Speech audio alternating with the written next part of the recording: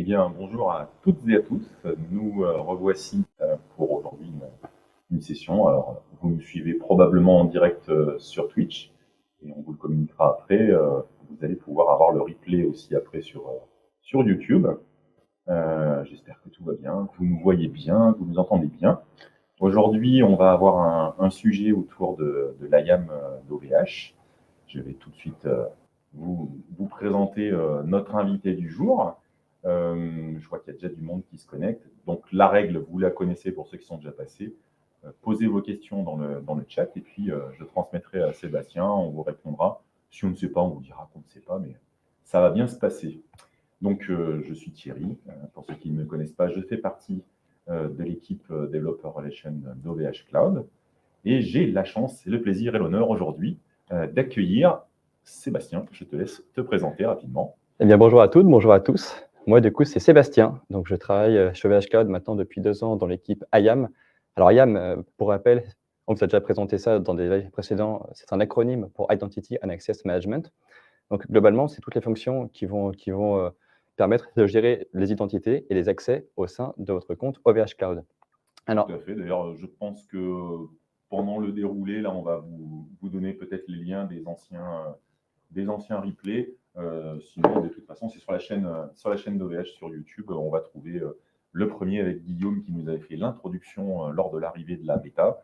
Et nous avions eu, je crois qu'il y a eu derrière Nicolas, qui était venu nous présenter le début avec les premiers scripts Terraform qui étaient possibles. Et aujourd'hui, tu vas nous parler de quel sujet pour IAM aujourd'hui alors? Eh bien, on vous a du coup présenté l'IAM déjà, qu'est-ce que c'est, l'API qui va avec. On vous a également présenté les providers Terraform. Aujourd'hui, on va vous présenter la UI. Alors, je vais faire un rappel rapidement. Est-ce qu'on voit bien mon écran? Tout à fait. Super, parfait. Très bien. Eh bien voilà, ça c'est un rappel de la documentation technique de l'IAM que vous pouvez retrouver sur le site ovhcloud.com. Donc l'IAM, hein, ça fonctionne vraiment en trinôme identité, ressources, action. Donc une ou plusieurs identités, une ou plusieurs ressources et une ou plusieurs actions. L'idée, c'est d'autoriser des identités à effectuer des actions sur certaines ressources. Dans cet exemple-là, on a un user 1 qui peut faire reboot sur un serveur dédié. Voilà. Donc ça, c'est un rappel rapide de ce que peut faire l'IAM, gérer les accès. Alors, en rappel aussi, ça, c'est cette IAM, sa particularité, c'est qu'elle permet de gérer les droits de manière fine, donc granulaire. Et qu'est-ce que ça veut dire? Pour vous l'expliquer, je propose qu'on vous raconte une histoire. On va vous raconter l'histoire d'un administrateur qui est ici. Voici son compte, qu'on a appelé de manière très originale demo.admin. C'est clair au moins. C'est très clair. Et cet administrateur, il a donc toutes sortes de droits, hein, c'est un administrateur après tout, et il a recruté un stagiaire qu'on va appeler ici demo.interne. Voilà, tout aussi original. Je ne sais pas si vous voyez bien ici, on peut voir une petite couleur orange dans les onglets. Donc ça, on a en fait une session, hein, pour chaque utilisateur. Ici, je suis… la fonction de Firefox qui permet d'avoir des conteneurs qui isolent vos contextes. C'est pratique. C'est très pratique, ça permet d'éviter de passer par des navigations privées. Donc là, on est ici notre administrateur et ici le stagiaire. Alors, l'administrateur, tout rapide sur ce qu'il peut faire. Alors, je ne vais pas montrer tout ce dont il a droit, mais si on va par exemple dans Web Cloud, on peut voir ses noms de domaine et ses DNS zones. On peut voir qu'il en a commandé plusieurs, il a donc les accès dessus, voilà, c'est bien. C'est un domaine que beaucoup de clients connaissent puisque historiquement, c'était un peu le cœur de métier qui a lancé OVH à la base. Et oui, tout à fait. Un des piliers, il y avait la partie télécom qui arrivait très rapidement aussi. C'est ça. Il a donc recruté le stagiaire qui est arrivé à l'entreprise, on lui a créé un compte OVH Cloud, et maintenant, avec l'IAM, on fonctionne dans une logique de zéro trust, c'est-à-dire que par défaut, on n'a aucun droit quand on arrive. Aucun droit, c'est qu'il n'a même pas le droit d'accès à son propre compte. Donc, la seule chose que j'ai fait en amont de cette démonstration, c'est de lui donner le droit au moins d'accéder à son compte pour qu'il puisse accéder à son espace client, comme vous pouvez le voir, mais vous pouvez voir qu'il n'a accès à rien d'autre. D'ailleurs, si je ne dis pas de bêtises, si je réfléchis à la page ici. Ça fait partie de la documentation. Il y a un article qui est consacré lorsque vous démarrez à l'usage de l'IAM chez OVH. Vous verrez que c'est très très simple. Il y a 4 droits à rajouter. C'est quelque chose qui probablement évoluera dans le temps. On proposera quelque chose d'une expérience encore plus simple, mais vraiment, ça vous permet en plus de prendre en main l'IAM de manière très très simple. Avec la UI qu'on va voir, la création de cette policy est quand même relativement simple et la doc vous mène jusqu'au bout. Mais là, on va aller un petit peu plus loin. Exactement, oui, c'est pas très compliqué. Là, du coup, on arrive, notre stagiaire, il va regarder les noms de domaine auxquels il a accès. Ça charge un petit peu.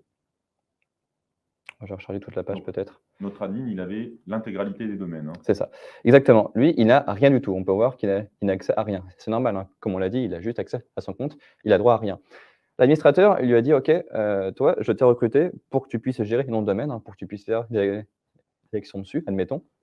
Donc il va commencer donc là, je suis de retour sur le compte administrateur. On est sur l'onglet Identity and Access Management, donc toute la partie IAM. On peut voir qu'on va créer plein de politiques. Donc en fait, oui, hein, pour, ce qu'on vous a montré ici, je l'ai pas rappelé, mais ce fameux trinôme identité, ressources, action, ça va être défini par ce qu'on appelle des politiques d'accès ou policy en anglais. Et donc ce sont ces politiques, pardon, qu'on va créer ici. Alors j'en ai créé une en amont, qui s'appelle User Démo Interne, qui lui donne justement le droit d'accéder à son espace client.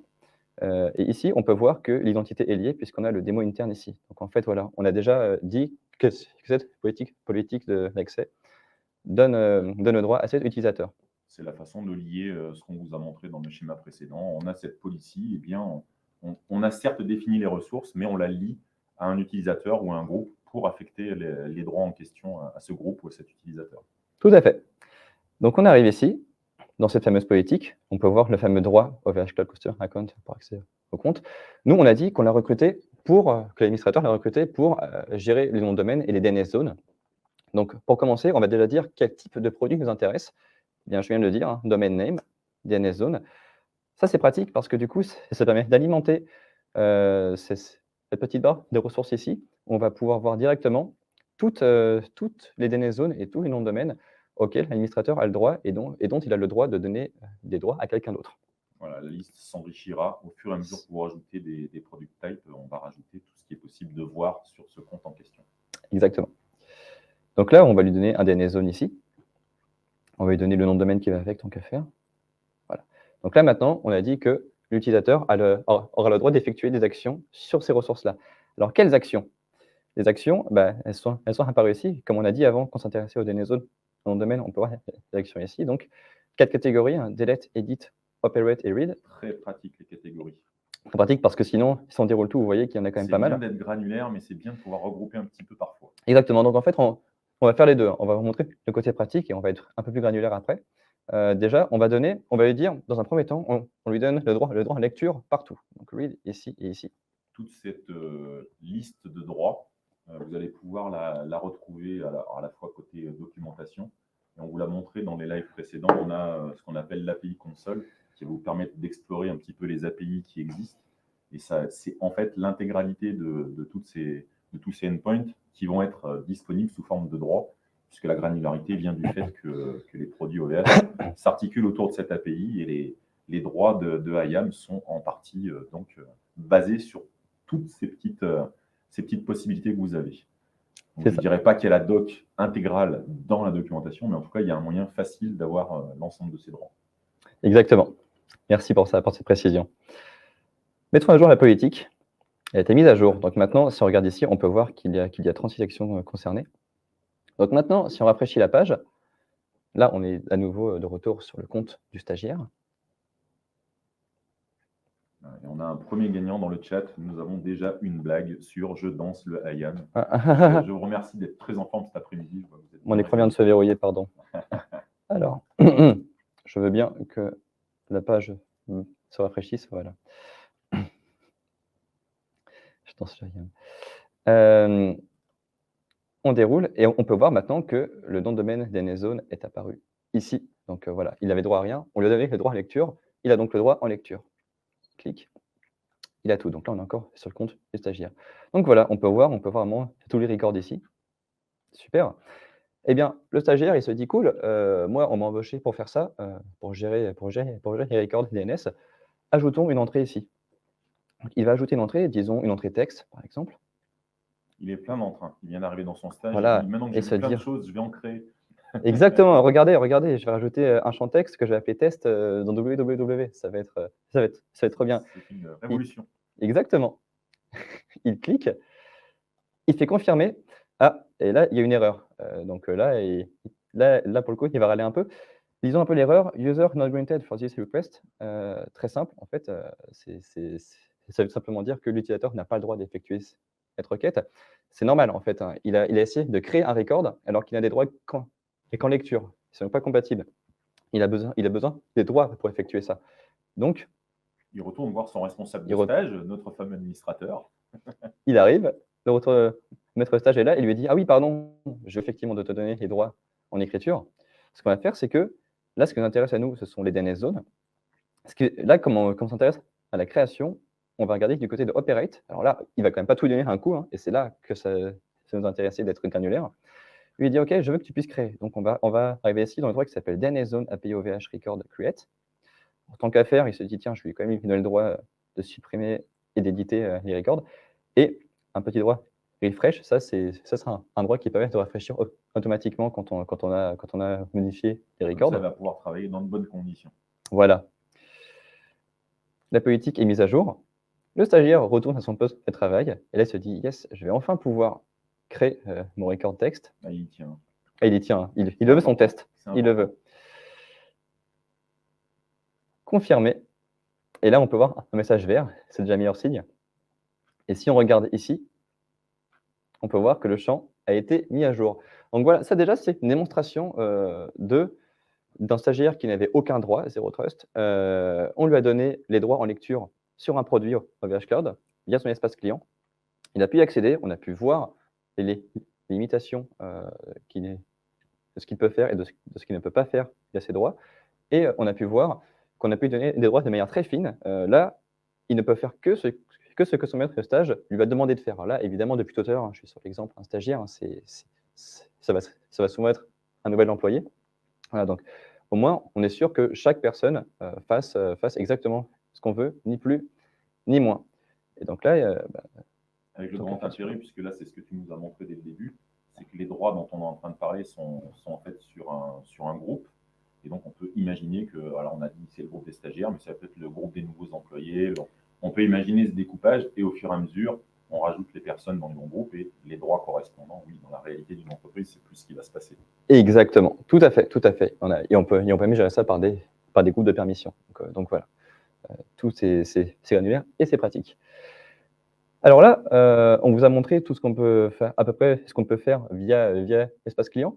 Ce que je ne vous ai pas dit au début, ce qu'on vous a déjà dit dans les lives précédents, mais ce que je n'ai pas rappelé, c'est que chez OVH Cloud, il y aura une particularité à cette IAM, c'est qu'elle va gérer l'intégration des produits. Qu'est-ce que ça veut dire? Chez OVH Cloud, en fait, on a des valeurs et une philosophie de réversibilité qui consiste déjà à utiliser les produits du marché. Donc, par exemple, si vous, en tant que client, vous souscrivez à une offre public cloud ici, vous aurez donc des offres public cloud. Derrière, ce sont des produits OpenStack en fait, hein, qui seront gérés. Et bien vous, en tant que client, vous pouvez avoir envie de gérer votre public cloud via le manager, donc via l'espace client VH Cloud. Vous pouvez aussi avoir envie de taper directement sur le produit, donc directement via l'interface web de OpenStack, hein, qui s'appelle Horizon. Et ça, justement, on a vu qu'on peut tout gérer via le manager. Comment on peut gérer ça directement via le produit alors qu'on entend parler de l'IAM OVH Cloud? C'est justement ce que je vous propose de regarder ensemble maintenant. C'est une philosophie effectivement qu'on va retrouver dans la plupart des produits où là on vient de parler d'OpenStack, mais voilà, c'est généralement en plus des produits qui sont plutôt open source généralement. Et effectivement, c'est intéressant d'avoir l'IAM, c'est intéressant d'avoir la granularité, mais si en plus on peut aller jusque dans le produit concerné, c'est quelque chose qui est quand même, à mon sens, intéressant de ne pas définir dans plusieurs endroits des politiques de droit. C'est une source d'erreur, donc une source de danger en termes de sécurité, donc autant pouvoir le faire au même endroit que le même outil. Et oui. Donc, le stagiaire, pour rappel, il n'a pas le droit de faire plus que ce qu'on lui a demandé de faire. Et là, son maître de stage lui dit tiens, maintenant, j'aimerais bien que tu t'occupes justement du public cloud. Ça tombe bien, on en parlait. Lui, s'il arrive en public cloud, il n'a accès à rien du tout. Voilà. Donc, ça, c'est l'interface qu'on a quand on n'a pas encore créé de projet ou qu'on n'a accès à aucun projet public cloud. L'administrateur va revenir sur l'interface de l'IAM. Pardon, c'est ici. On y revient. Il va revenir sur sa politique d'accès. Il va dire maintenant, toi, ce que je veux, c'est pouvoir te donner un public cloud. On va le faire ici. Public cloud project, son projet public cloud. Et on va voir maintenant, en plus de tout ce qu'on avait avant, les projets public cloud qui sont là. Alors, lequel on va... Ça charge un petit peu. Voilà, donc là, on a vraiment tous les projets public cloud. Je vais essayer de retrouver celui qui m'intéressait, mais ça marcherait pareil avec tous, de toute façon. Voilà, on va prendre le Kubernetes Project. Et maintenant, vous pouvez voir qu'on a des actions de Public Cloud Project qui sont apparues. Donc là, c'est pareil. On va faire comme tout à l'heure. On va déjà commencer par lui donner tous les droits en lecture. Donc là, il y a beaucoup de droits. Vous pouvez voir 339. Les droits en lecture. Le stagiaire retourne à son poste de travail. Il rafraîchit la page. Et là, il a accès maintenant au Kubernetes Project. Alors là, il n'y a pas de liste qui s'affiche par défaut sur l'espace client. Quand vous avez accès qu'à un seul projet, on vous met directement dessus quand vous êtes sur l'onglet Public Cloud. Et là, on pourra le voir, mais il peut vraiment faire tout ce qu'il pouvait faire tout à l'heure. Donc nom de domaine, mais cette fois-ci sur le Public Cloud, c'est-à-dire il peut tout regarder, il peut tout voir en lecture. Et si on s'amusait à encore jouer avec les droits un peu plus granulaires en lecture, en PRIT, etc., on pourrait lui donner des droits plus fins pour effectuer les actions. Ça, on l'a déjà vu avec Domain non. Donc, ce n'est pas le but. Moi, ce qui m'intéresse aujourd'hui, c'est de vous montrer le stagiaire qui veut accéder directement à l'interface Horizon, donc directement à OpenStack. Donc, le produit exposé par OVH Cloud. Bah, lui, il se dit, tiens, on m'a donné les droits en lecture, allons-y. Et là, il n'a pas la permission. Il n'a pas la permission parce qu'il a les droits en lecture via son espace client, mais pas sur le produit directement. Le produit, en fait, est derrière à sa propre IAM avec laquelle nous interfaçons. Alors, comment on gère ça côté IAM? Eh bien, en fait, ce que vous n'avez pas vu tout à l'heure, c'est qu'en plus des droits qu'on a vu ici, les catégories create, delete, edit, operate, on a un autre droit qui s'appelle rôle. Et ça, en fait, ce sont les rôles de l'IAM du produit concerné. Donc là, c'est dans le cas du Public Cloud, c'est une liste fixe, mais ce ne sera pas toujours le cas en fonction des produits. Mais là, on a une liste fixe de rôles. C'est là où la magie s'opère, où le mapping se produit entre l'IAM chez OVH et le produit qui est réellement utilisé, Exactement. Techniquement parlant, dessous. Exactement. Et donc, là, tant que le stagiaire n'a droit à aucun rôle, il ne peut même pas accéder à l'interface. C'est pour ça qu'il a eu ces messages d'erreur tout à l'heure. Donc, le maître de stage va lui donner un droit. Donc ici, on va dire Compute Operator. Voilà. Donc, il a le rôle OpenStack Compute Operator. Il lui donne ce droit. Maintenant, si le stagiaire retente de se connecter à nouveau sur Horizon, cette fois-ci, il pourra se connecter et il a accès à Horizon. Donc, il a accès directement au produit exposé, en l'occurrence OpenStack. Et la première phase est déjà intéressante puisque, contrairement à ce qui était vrai avant, vous étiez obligé d'avoir un user spécifique à Horizon, vous étiez obligé d'avoir un mot de passe spécifique. Là, c'est bien l'utilisateur au sens OVH qui, au moins, déjà, on voit qu'il a pu se connecter. Donc, il y a vraiment déjà cette première phase-là d'identification sur la plateforme cible, en fait. Exactement, tout est centralisé, hein. Tout est géré vraiment à partir de l'espace client. D'ailleurs, on peut retrouver le OVH Cloud Account ici. On voit bien qu'on est sur notre démo interne, notre utilisateur OVH. Exactement. Et donc, on lui a donné ce rôle Compute Operator qui correspond au fait de faire du compute ici. Donc là, on peut voir les instances. Là, il y a des reliquats de test, des images, etc. Donc, revenons sur les instances. On a des reliquats de test ici pour les besoins à démo. Disons qu'on veut créer une nouvelle instance. Donc lui, comme maintenant il est Compute Operator, il a le droit de créer des instances, donc il va le faire. On a déjà test 1 et test 2. Allez, on va dire test 3. Son description. Voilà, on va lui donner une distrib. Ce sont les opérations, voilà. Si vous êtes familier avec le produit OpenStack, c'est les opérations classiques qu'on va trouver quand on va créer une instance sur OpenStack. Un gabarit. Du réseau. C'est ça. C'est pas hyper important là, vraiment, c'est juste histoire de montrer qu'on peut commander quelque chose et qu'on peut déployer quelque chose. Donc là, on va lancer une instance. Là, on est toujours dans le rôle du stagiaire. On peut voir, on est bien sur le container du stagiaire. On attend un petit peu. Et là, on peut voir que test 3 commence à apparaître. On est en status build. Là, on ne va pas attendre jusqu'au bout parce que ça peut durer longtemps. Mais voilà, il a le droit d'effectuer l'action. Là, on voit vraiment l'action est possible, l'action est lancée, C'est ça. c'est parti. Et ça, je le rappelle, directement au niveau du produit exposé. Donc, il est Compute Operator. Il se dit: «Tiens, j'ai envie aussi, d'ajouter un volume». Donc ça, peu importe, hein, là, c'est vraiment pour montrer un exemple. Là, on est sur le produit OpenStack, créer de volume et il se dit: «Je veux créer ce volume» et donc là, c'est pareil, il va lui donner un nom, il va l'appeler test.